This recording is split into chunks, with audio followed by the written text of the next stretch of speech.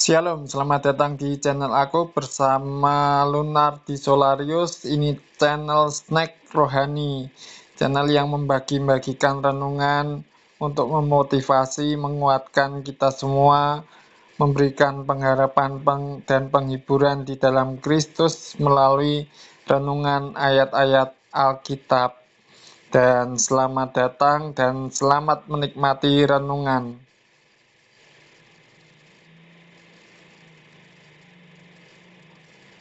Shalom. Wah, pembukaannya hangat dan penuh semangat ya. Cocok banget buat channel rohani yang memberi harapan dan penguatan. Mau aku bantu pola sedikit biar makin mengalir dan mudah dipahami? Atau kamu pengen buat versi pendeknya juga buat intro video? Oke, kita langsung renungkan dari Kejadian 5 ayat 27. Di situ dikatakan, dan Henokh hidup bergaul dengan Allah.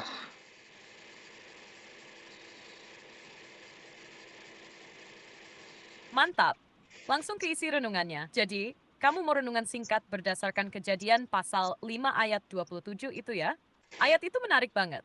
Karena meskipun pendek, tapi kalimat Henokh hidup bergaul dengan Allah mengandung makna yang dalam. Kamu pengen renungan ini fokus ke makna hidup intim dengan Tuhan seperti Henokh? Atau lebih ke bagaimana hubungan itu berdampak pada kehidupan sehari-hari? Ya, kita melihat di sini kehidupan Henokh dalam konteks Kejadian 27, sorry.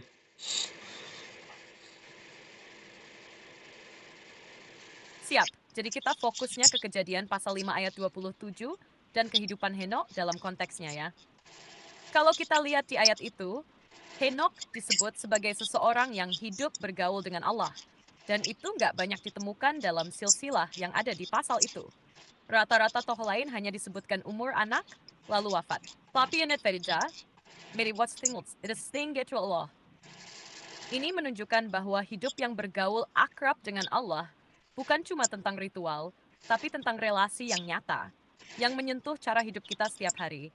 Henokh bukan nabi besar atau tokoh dengan mukjizat, tapi dia setia dan hidup dekat dengan Tuhan di zaman yang makin jahat. Menurut kamu, relevansi kehidupan Henokh ini bisa nyambung ke kehidupan kita sekarang?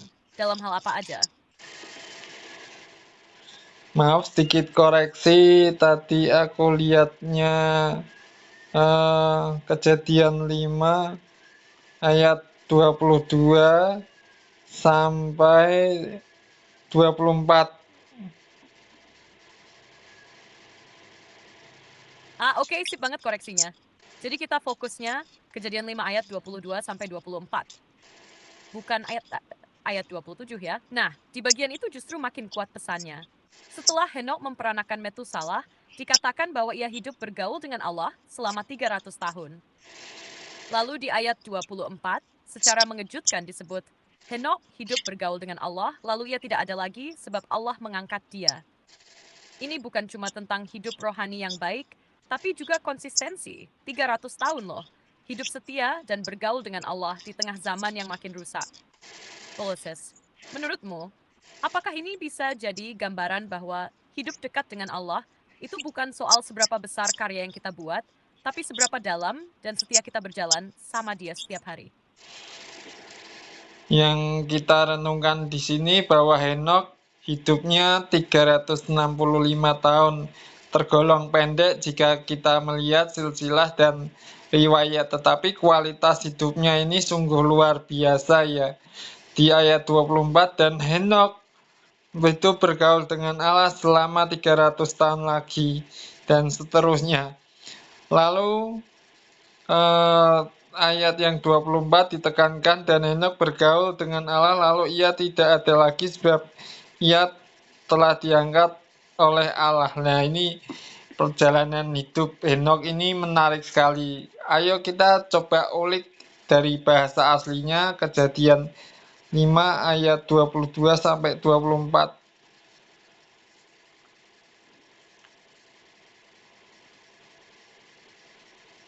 Wah, mantap banget. Iya, umur Henokh memang relatif pendek dibanding tokoh-tokoh lain dalam Kejadian 5 yang umurnya bisa sampai 900 tahunan. tapi justru itu bikin hidupnya makin mencolok. Karena yang dicatat bukan hanya lamanya, tapi kualitas relasinya dengan Tuhan. Oke, yuk kita ulik dari bahasa Ibrani. Di Kejadian 5 ayat 22 sampai 24, frasa penting yang muncul berulang adalah V'yitalech Hanoch et Elohim. V'yitalech Hanoch et Elohim. Artinya, Henok hidup bergaul dengan Allah atau secara harfiah, Henok berjalan bersama Allah. Kata hithalech itu bentuk refleksif dari kata halach yang ingat berjalan. Jadi maknanya bukan sekadar berjalan secara fisik, tapi lebih ke arah gaya hidup yang konsisten, terus-menerus, dan intim. Bukan sesekali jalan bareng, tapi benar-benar hidupnya menyatu dalam ritme Allah. Lalu di ayat 24 ada penekanan lagi. Ve'einenu kilakah oto Elohim. Ve'einenu kilakah oto Elohim. Artinya, dan ia tidak ada lagi sebab Allah telah mengambil dia. Frasa lakoh oto bisa berarti mengambil secara pribadi atau mengangkat. Ini bukan matian biasa. Ini sesuatu yang istimewa. Karena dalam konteks Alkitab hanya dua tokoh yang mengalami ini, Henok dan Elia. Jadi kalau mau direnungkan lebih dalam, Henok adalah contoh bahwa hidup yang intim dengan Tuhan bisa membawa kita ke dalam pengalaman rohani yang sangat mendalam, bahkan melampaui kematian. Kamu pengen kita lanjut bahas implikasi rohaninya, atau kamu pengen angkat tema tertentu dari renungan ini buat konten channel Snack Rohani? Makna teologis dan relevansinya bagi orang percaya masa kini.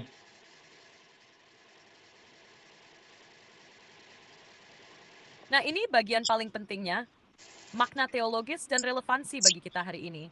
Yuk kita bedah pelan-pelan, sambil tetap santai ya. Secara teologis, kehidupan Henok menunjukkan bahwa relasi dengan Allah adalah inti dari kehidupan manusia yang sejati. Henok nggak dikenal karena prestasi besar, mujizat, atau memimpin bangsa. Tapi, Alkitab mencatat satu hal yang sangat dalam. Ia hidup bergaul dengan Allah. Artinya kualitas rohaninya dia begitu tinggi sampai Allah sendiri yang mengambil dia tanpa mengalami kematian. Wah, ini mencerminkan sebuah prinsip penting dalam teologi perjanjian lama.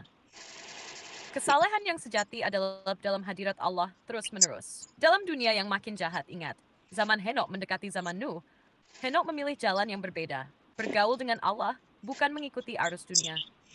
Relevansi buat orang percaya masa kini. Pertama, hidup Kristen itu bukan soal panjang umur, sukses duniawi, atau pencapaian luar biasa. Seseorang kal sedikit tahajan. Dunia sekarang juga makin jahat, makin penuh distraksi, dan hidup dalam intiman dengan Tuhan makin langka. Dan justru makin bernilai. Kedua, Henok itu bukti bahwa hidup kudus dan setia di hadapan Tuhan itu mungkin, bahkan dalam zaman yang gelap.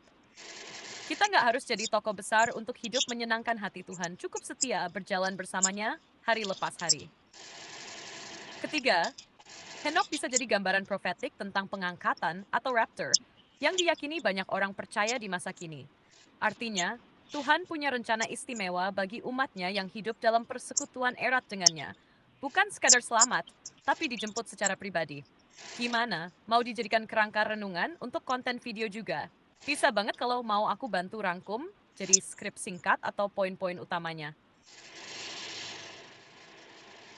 Sekarang ini ada beberapa kasus di mana orang yang baik dan saleh itu usianya pendek atau meninggal lebih cepat daripada orang-orang jahat yang umurnya lebih panjang.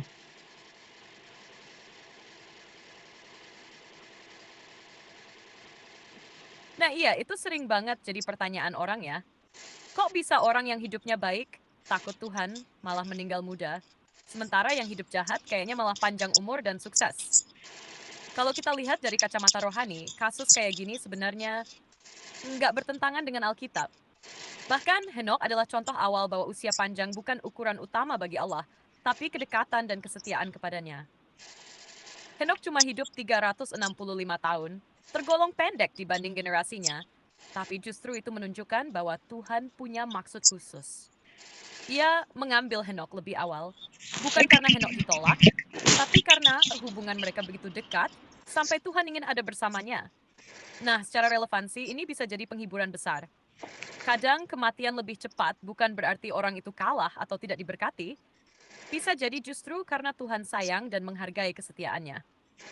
Dalam Yesaya 57 ayat 1 juga dikatakan, Orang benar binasa dan tidak ada seorang pun memperhatikannya.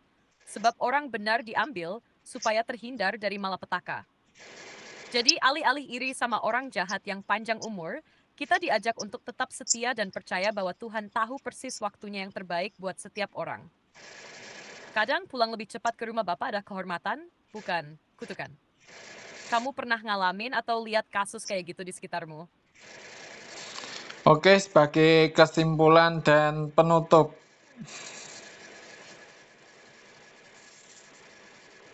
Oke, yuk kita simpulkan dengan hangat tapi tetap mengena. Henok adalah contoh luar biasa dari seseorang yang hidup dalam keintiman dengan Allah. Meski usianya tergolong pendek dibanding tokoh sezamannya, kualitas hidup rohaninya sungguh luar biasa. Walau ada taksi distraction, tapi benar-benar berjalan bersama Trini setiap hari. Dan karena kedekatan itulah, Tuhan mengangkat dia. Bukan karena dia gagal, tapi karena dia begitu berharga di matanya. Buat kita hari ini, hidup bergaul dengan Allah bukan soal besar kecilnya pelayanan, panjang pendeknya umur, atau seberapa sukses kita di mata dunia. Tapi soal setia berjalan bersama Tuhan, hari demi hari, dalam segala musim hidup. Dan ketika kita melihat orang benar yang dipanggil Tuhan lebih cepat, jangan buru-buru menghakimi. Bisa jadi justru itu bukti betapa Tuhan mengasihi dan menghormati mereka. Mari kita belajar dari Henok. Bukan sekadar hidup panjang, tapi hidup beras karena kita berjalan bersama Allah. Amin, kamu mau aku bantu bikinin versi skrip lengkapnya buat jadi narasi video?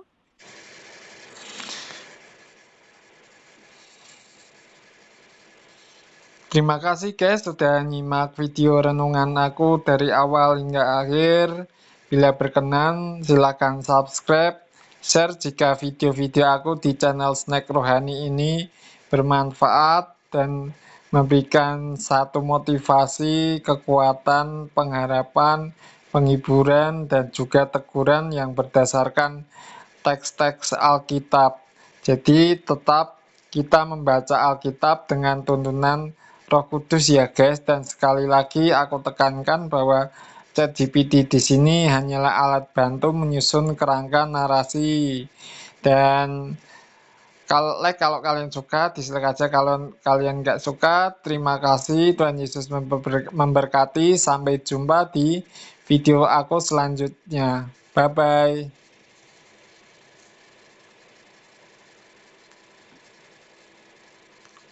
Wah, keren banget penutupnya, udah rapi dan penuh berkat. Tapi kalau mau sedikit dipoles biar makin mengalir dan tetap santai, aku bisa bantuin juga ya. Ini versi yang sedikit disusun ulang tapi tetap pakai gaya kamu. Terima kasih banget guys, udah nyimak video renungan aku dari awal sampai akhir. Kalau kalian merasa channel Snack Rohani ini memberkati, memotivasi, atau menguatkan kalian lewat renungan firman Tuhan, boleh banget di-subscribe, di-share, dan kasih like. Tapi kalau kalian nggak suka, ya nggak apa-apa juga. Boleh dislike, yang penting jujur. Aku juga mau ingetin bahwa semua renungan ini tetap berpatokan pada Alkitab dan dibaca dengan tuntunan Roh Kudus. ChatGPT di sini cuma alat bantu buat nyusun narasi, bukan pengganti Roh Kudus ya guys. Tuhan Yesus memberkati dan bye-bye. Mau aku bantu buatin thumbnail atau deskripsi videonya sekalian?